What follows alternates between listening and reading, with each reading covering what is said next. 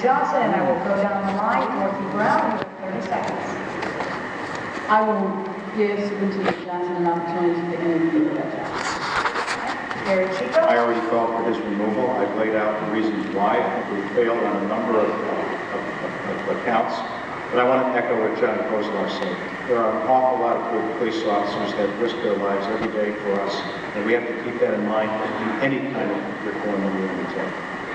Bill Daley, 30 seconds. I believe that Superintendent Johnson has served the city well for 30-some years. I don't think we should politicize the superintendent's job. He's got 5 months left, or whatever it is, till the new mayor takes over, and I don't think that should be thrown in the middle of this political season. Let him do his job, let the police officers do their jobs. Thank you, sir. And yeah, 30 seconds. Much like what's happening in City Hall on the 5th floor, we're talking about systems change and culture change. And often that requires changing the people because the mindset has to be aligned with the values of that institution. If the current leadership cannot adopt the mindset, the values that we have, especially as it relates to transparency, integrity, then you have to change those individuals. Thank you. Bob Fioretti. Yes, I am in favor of the removal. I say this with some hesitancy, and here's what my caution is, because we should not make it a political. We need a professional to run the department. Wherever we find that professional has to have the integrity and it has to have the ability. That person has to come forward and make sure we have the correct hiring, training, supervision, and discipline of this department. Thank you. LaShawn Ford. You know, we can't just destroy the gains that we've made under the current superintendent. So what we would have to do is make sure that he understands that he has to reapply. We can't leave our city vulnerable. So what I would do is make sure that we hire the best superintendent for the city. And I believe that we should give young people rising up in the ranks the opportunity to be the leader in that police department. So as mayor, we will hire the best person for the job. Thank you, sir. John Kozlar. I'm going to treat Mr. Johnson just like any other individual that applies to each superintendent. And the big part that we need in Chicago is a fair process. So if he is the best person for that job at that time, then I will support him. But he is not, after we do a national recruitment of the top position, that's what I'll go by. It's fair and be honest with the city of Chicago. But I will tell you that, and I don't have 9 more seconds here, I'm going to bring a tidal wave of new ideas to City Hall, and that's what's needed in the city. Thank you, Lori Lightfoot. No, I don't think that we should be even talking about this now. We need stability in the police department. We need the police officers to have confidence in their leaders. We need them to do their jobs. The next mayor is not going to take office until May. By then, the planning for the summer violence season will be underway.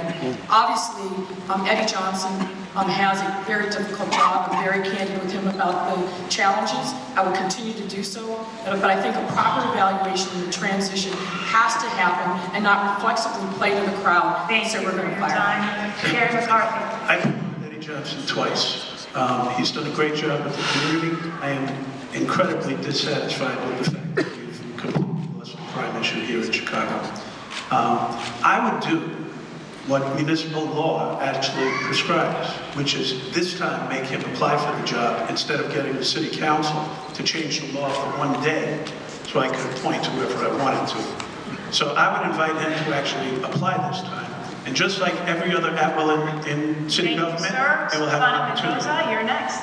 I think it's irresponsible at this point in the campaign when none of us have been elected or yet made it to a runoff to be making personnel decisions on probably the most, if not one of the most important jobs in the city. I think the superintendent has a really incredibly tough job. I do believe that as mayor, I can guarantee you that I'm going to look to hire the best and the brightest, and whoever that superintendent is going to be a person, whether it's him or someone else, that shares my vision of having to restore community trust between the police and our communities, so that everyone comes home safely at night.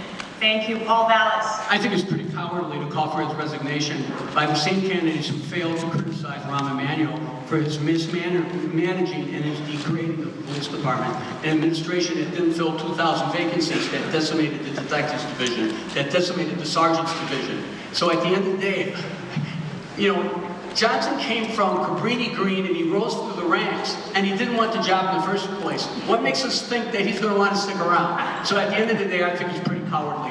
Make him the scapegoat. No applause, please. We move on to Willie Wilson. Same question, 30 seconds. Well, I would do it this way. We would bring in 4 superintendents of police, split the city in 4 different areas, so you can get closer to your people. I think you got 50 aldermen in the city of Chicago, and only 1 superintendent of police. I think you need 4. Also, in terms of Ryan replacing him, anybody who is a friend associated with Ronnie, man, you got to go.